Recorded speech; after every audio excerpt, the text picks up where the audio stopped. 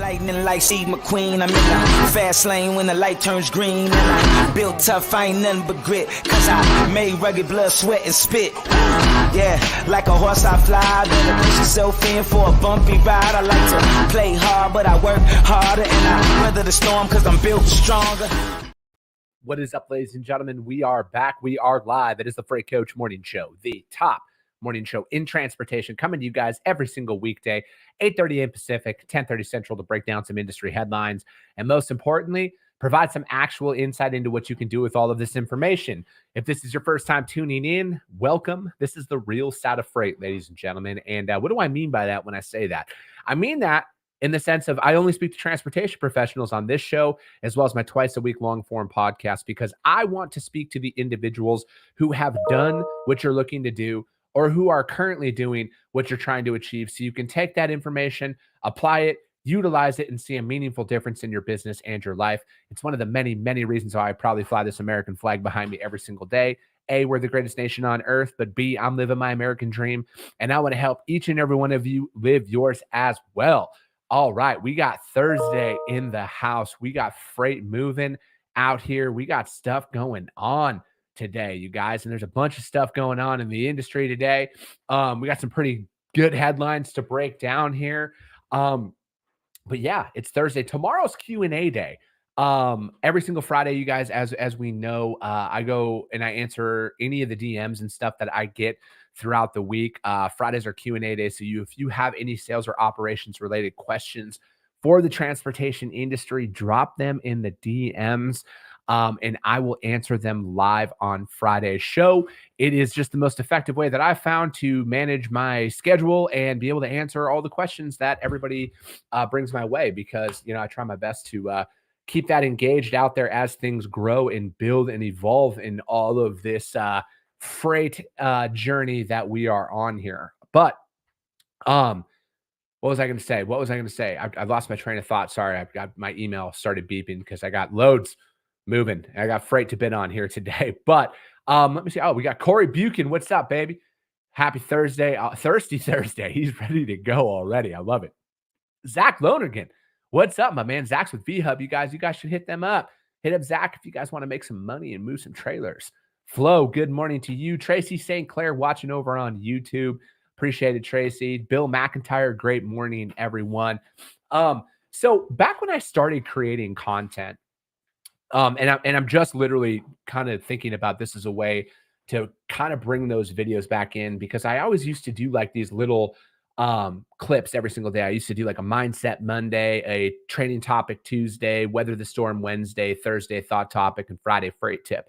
And I did that every single day until I got my podcast kind of up and running. And then as things grew and evolved, I'd moved away from that. But, you know, I like talking about those little topics, you know, because like, for those of you who watch me all the time, I'm in the day-to-day with you. Excuse me. Sorry, guys. I'm like I said, I'm in the day-to-day. And I have, had to become more mindful of my time. That's why I go live every single day and stuff. And I get guests coming on here and everything else. But I think like as the days that I don't have guests come on, I want to get back into doing some of those things. And, I was thinking a lot this morning on my drive in to work about, it's kind of like the journey in itself, right? So I'm in an entrepreneur group called the Arte Syndicate. I talk about Andy Frisella's podcast, the Real AF podcast, all the time, Ed Milet's podcast. Those are the guys that I initially started listening to back in 2020 when I first got into all of this stuff. And I'm in their coaching group called the Arte Syndicate. And for me, learning in like a lot of the topics recently is about kind of the overall environment, right? The economic environment that's going on, and then just kind of like world events and stuff like that, and how challenging it is. And, I think like this is the market this is what makes people, right? Like if you're out there right now, and you got to look at it like this over this last year, because 2023 it's been a challenge, right? It's a down market, everything else under the sun. But if you're making progress right now, you're on the right path, right? If you're onboarding customers, whether it's instantly coming into moving freight with them or not, but you're seeing progress, that's a win. All right. That means that you are a top tier provider right now because you're doing enough and you're standing out to where these companies are seeing the value in what you're bringing. Because when it's easy, that's when a lot of people get into any industry, right? Whether it be real estate, trucking. When it's easy, that's when everybody floods in. And then a lot of the people who chase the money and the easy money, they tend to work themselves out. But it's like, if you've stuck through it right now and you're this far, like I said, A, you're closer to it recovering than not. But B, like, you're a real player in the industry, right? You need to focus on that because, like, it is really, really hard to build. All right. No matter what anybody says out there, it's very challenging to build a book of business, especially a sustainable book of business where you can grow and scale off of that. So, I was thinking about this morning because, I'm a very, very competitive person, probably more competitive than most. And I have to remind myself of this often, where it's like, not every day is as shitty as I like to think it is sometimes. But we're making progress. We're moving freight. We're making it work. And, if anybody else is out there and you're kind of struggling a little bit right now, if you can look back over these 10 months this year, or a little over 9 full months and some change, and you've added customers and you're moving freight, like, you're doing more than most, because that means that you haven't given up. A lot of people give up during these challenging times. A lot of people quit. And like we say, let everybody else quit. All right. Let everybody else quit if they want to give up, because it's supposed to be hard. All right. If you want to grow, if you're going to grow into what I'm going to grow, which is the largest transportation company in North American history. And my man Sonny Sharma is already out here saying orange shirt gang. And Sonny and I were talking about this when he was in Arizona here maybe it was a little over a week ago. We were sitting there and we were talking about this out there. It's going to take a lot of work, but it's doable, right? It's doable because the people who are going to succeed are the ones it's as simple as this. It's just not quitting, right? I have those days just like everybody where I don't want to make my calls. I don't want to do anything. But from me, I'm not going to quit. And I know that because I'm too far in at this point, and I'm too dumb to quit too at the same time. Because, at the end of the day, call it arrogant, confidence, naivety, however the hell you say it. I know I'm going to fucking succeed with this business. I know I'm going to build the number one company in North America in transportation. I know that for a fact. And I tell myself that every single day. So I guess, as for me, just don't give up, right? Because you might not want that, and that's okay. Our goals might not align. You might just want to make enough money to live a comfortable life, and that's cool. I think, like, that's a major hurdle to overcome, is knowing what you want, right? Knowing it's like, maybe you want the lifestyle business. Maybe you just want to move a couple of loads a day. You want to make 6 figures and you want to call it good. There's nothing wrong with that. It's knowing what you want to go after. I don't possess that though. I'm coming for number one, you guys, and I'm going to literally lay everything out through my content, the podcast, everything. I'm just going to lay out everything that we're doing every single day, because again, I'm not withholding anything. When I talk about, like, a lot of the Q&As and I talk about what we do inside of my business, I'm literally laying the groundwork out there, you guys. And I just want to give back and help in that. So that's kind of my little Thursday thought topic / rant is, you know what? It's supposed to be hard. And if you're seeing progress right now in this market, you're going to dominate when things change here, you guys. Absolutely dominate, because if you're making it work now, when it's tough, you're a lot closer to it recovering than not, you guys. But we do have to get to some news today, because as my man Papa Freight, aka Steven Title, likes to say, real news time with the Freight Coach. And that's what we do out here. We got to give some shout outs. Some more people are blowing up. Sorry about that. Travis Vaught, happy Thursday. John Radvansky, good morning from North Texas out there. Ashley Gravitt, good morning, y'all. Corey says it is a rainy day here in Billings. It's not here down in Arizona, brother. Ryan Van Brocklin, good morning, sir. Thanks for tuning in. Tony, do not DM me for drayage Darnell. What is up, brother? Good to see you. Irma Schneider says hi. Okay. Thank you. Sonny says never give up. And then just like Andy said in his email, that's another thing too, you guys. Andy Frisella has an email that he sends out every single day, and it's like some words of wisdom. I read it every single morning, and it was talking about let the crickets chirp this morning. Let everyone else talk, gossip, and drama themselves into misery and irrelevance. While crickets chirp, we work. I appreciate you posting that in there, Sonny. That was a good one this morning. April Maroney, good morning, Coach. Let's get it. All right, on to the very first article that we are going to break down today. It is from our friends over at ttnews.com talking about some drug testing. Truck drivers who fail drug tests, where are they going? The ATRI study shows that many aren't taking steps to return. The FMCSA says its clearinghouse is having an intended effect on taking large numbers of drivers caught using drugs off the highways. However, a persistent concern is that the 146,000 drivers remain in prohibited status, driving status after failing their tests. Most are not enrolling in the required return to duty agency process, according to the FMCSA. And they seem to be exiting the profession in the midst of a driver shortage. Again, I don't subscribe to the driver shortage narrative that's out there. I'm not saying that we shouldn't do a better job of recruiting and retaining people into the industry, but the driver shortage thing, I think, is that drum is very much played by a certain group in this industry of larger carriers because they have unseated trucks. Anyways, back to the article here.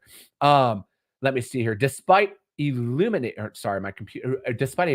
illuminating research report by the ATRI that focused on driver marijuana test failures, FMCSA said it has no research of its own yet to explain why the large majority of drivers who test positive for at least one of the 14 substances tested appear to be moving to what they view as greener pastures, no pun intended there on the marijuana, maybe even for less money. Marijuana accounts for 58% of all positive agency drug tests, but even nearly 3 years after the clearinghouse opened, no one seems to know where all those drivers appear to be going to work and even making the different career field. When it comes down to the marijuana testing aspect of things, from my perspective, it's going to be interesting to see because there's a lot of states, obviously, that it's legal at the state level. I know it's not legal at the federal level yet, but you almost wonder what's going to change with that. I'm not in a position to sit up here and say one thing or another, but I think that at the end of the day, I wonder if it's going to change some of the rules out there. It did say that concluding that most likely the drivers are not enrolling in the return to work program, are accepting other jobs with lower pay rather than returning to the current nationwide pool.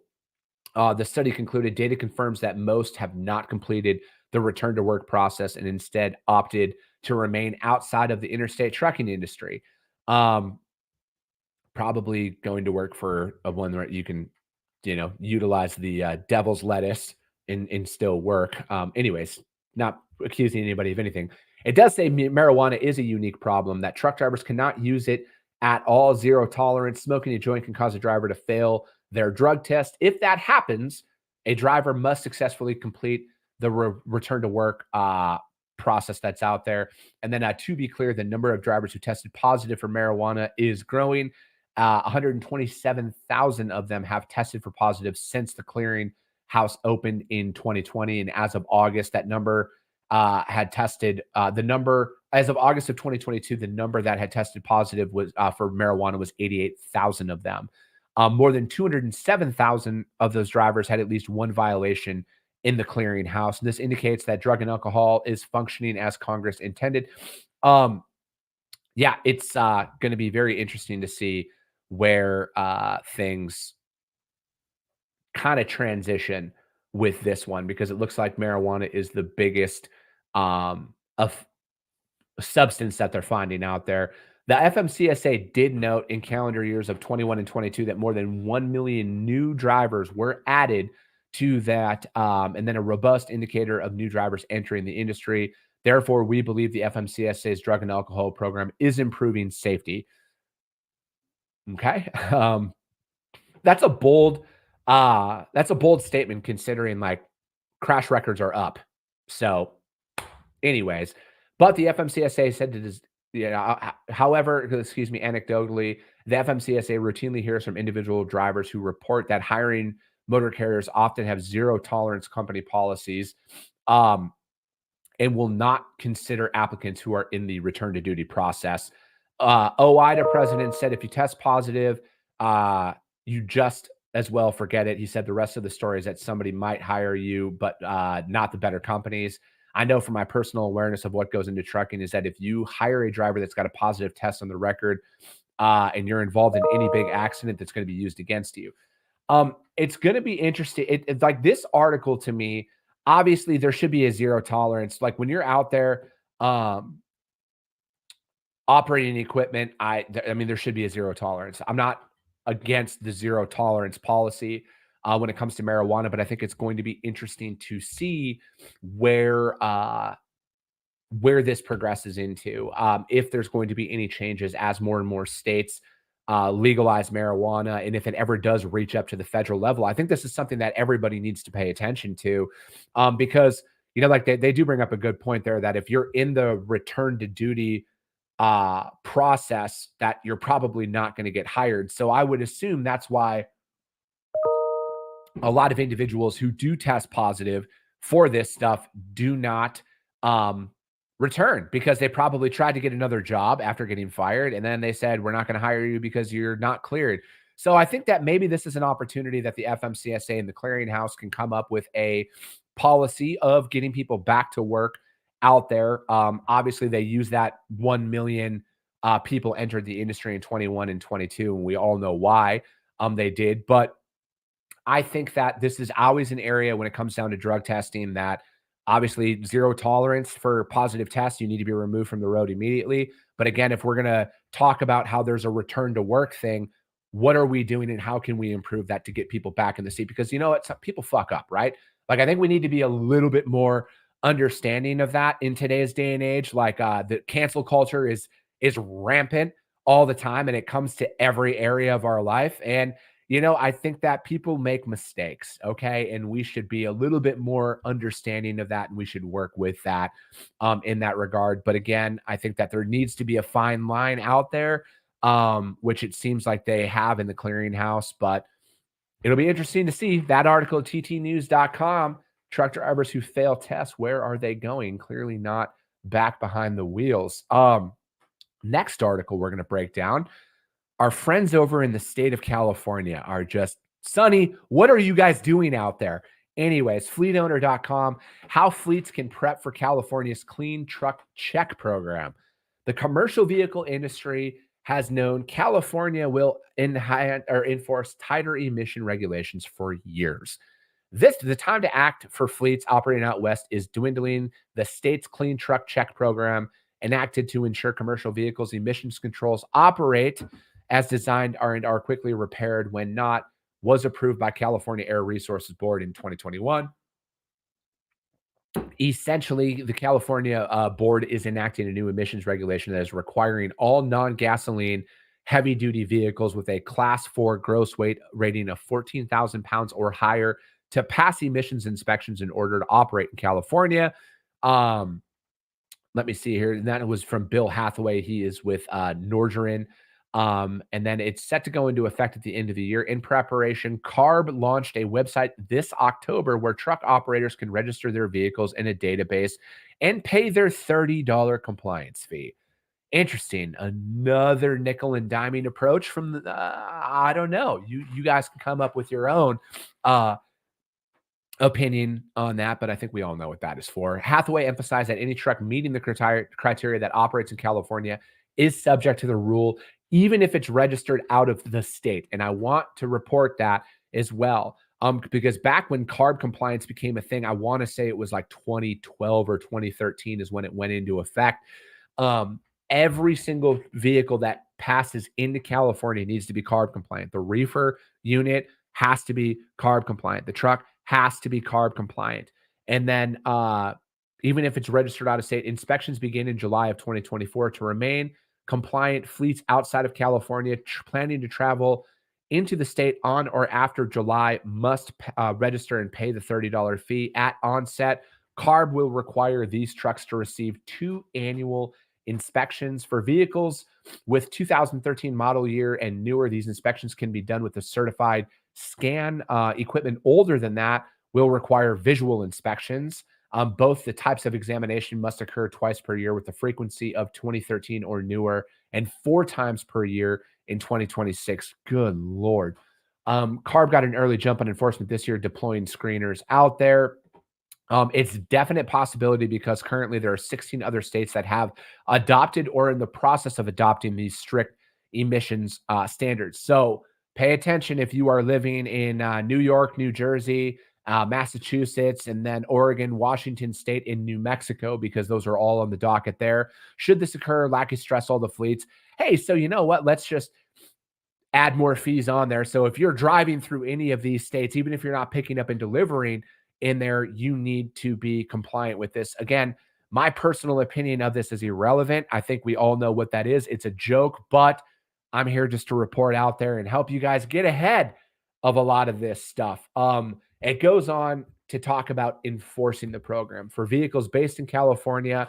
The truck checks program sticker will be based on registration. I mean, obviously, like out here in Arizona with your vehicles, you have to go get it smog checked. You can do it every couple of years, and then they give you this thing and you register. And it sounds like that's what it's going to be in those states if you're registered there. But for trucks registered outside of California, roadside inspections will be the primary enforcement tool, even for vehicles from other countries. One of the first places they will put on the roadside inspection stations was down on the border with Mexico, because that's one of the big concerns with Mexico. However, just because the program has strict requirements does not mean that CARB intends to punish vehicles for events outside of their control. Okay, we will leave that one alone. Exceptions to the rule, because that's what I like. I love gray areas and exceptions to rules. Let me see. California's upcoming regulation exempts zero-emission vehicles, emergency vehicles such as fire trucks, ambulances, and military, and vehicles with a permanent historical license plate.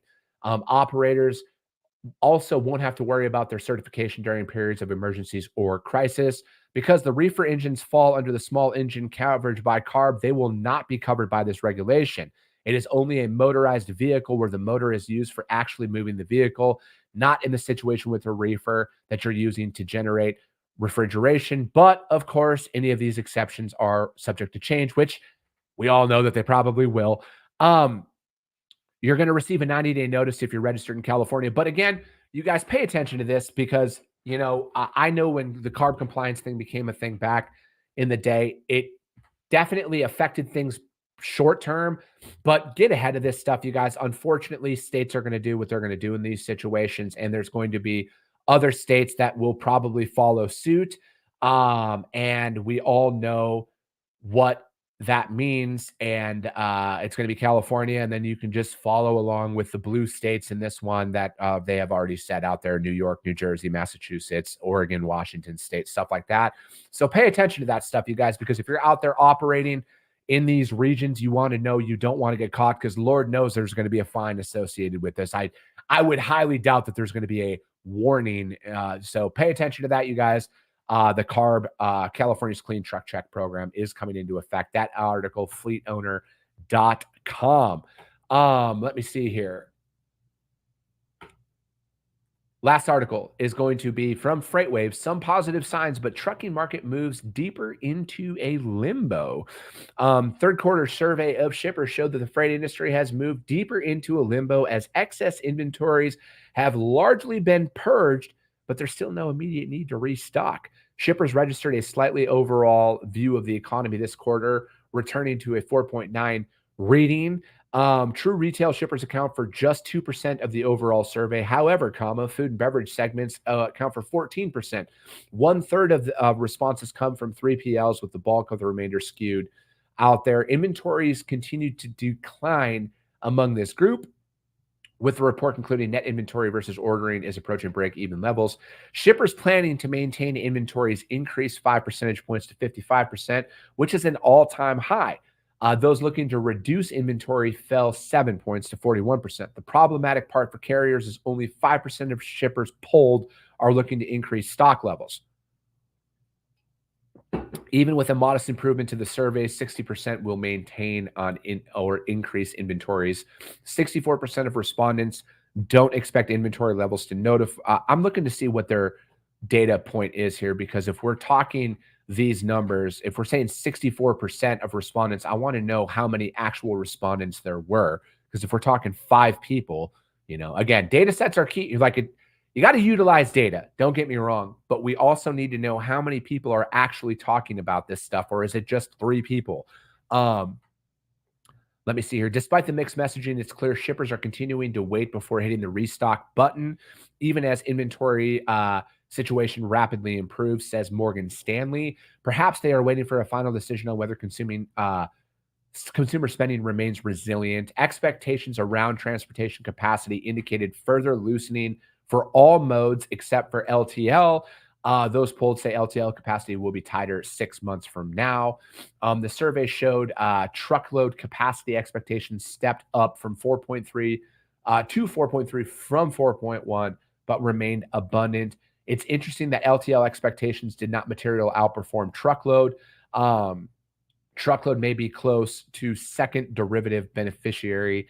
Let me see. And then it goes on to say, as we're finally up, shippers may be waiting for more evidence on consumers' buying intentions before moving goods as transportation capacity remains. And then it goes on to finalize, shippers continue to wait for the inflection, but the longer the wait, the more pressure will build for the restock to come. It's interesting, that this article came out, and then there was another one the other day that came out that says that imports are rising, imports are at an all at a high for the year, I believe is what it said. I don't want to go out there and say one thing because I don't have the exact article in front of me, but it's interesting to see that if imports are coming in, but it's not going to inventory levels. Again, I think that no matter what, that article was from FreightWaves, you guys, and it's some positive signs, but the trucking market moves into a deeper limbo. I think at the end of the day, again, like we were talking earlier, I would always caution and put people up to this. What more can you do? What extra can you do to separate yourself from the competition? Because I think that there is always an abundance of average out there and below average players in any industry. So again, what can you do differently? How can you stand out? How can you get access to all of that freight that never makes it out to a load board? I just got a notification that we just got a load covered for tomorrow. And guess what happened? It was with a carrier that did the load for us in the past, and we didn't go out to the load board. So again, a lot of the freight I think that we're looking for, and this is from the carrier's perspective, will never make it out to a load board, at least the consistent stuff. Not all the time. I can't speak for everybody. I'm only speaking for myself. The majority of the freight that we move, we reach out to our network of providers first, and then we'll go out to a load board as an absolute last resort. But anyways, you guys, that's going to be it for today. Shout out to my friends over at Green Screens. That load that that I just talked about, that we just got it covered. I utilized Green Screens to bid it out and win it and everything else. So take that for what it's worth, you guys. Hit up my friends over at Green Screens. I just got a DM from somebody the other day who said that they reached out to them and they're really, really happy with utilizing Green Screens for all of their pricing stuff. And they do have a nice little RFP option in there as well to bid out multiple lanes. But that's going to be it for today, you guys. As always, if you guys got value in what you heard, share the show, you guys. Subscribe to it. Share it out there to your network, because at the end of the day, that's how we are number one and continue to be number one, is because of each and every one of you, and the fact that if you see value, your network's going to see value as well. I appreciate you guys. I love you guys, and we'll be talking to you soon.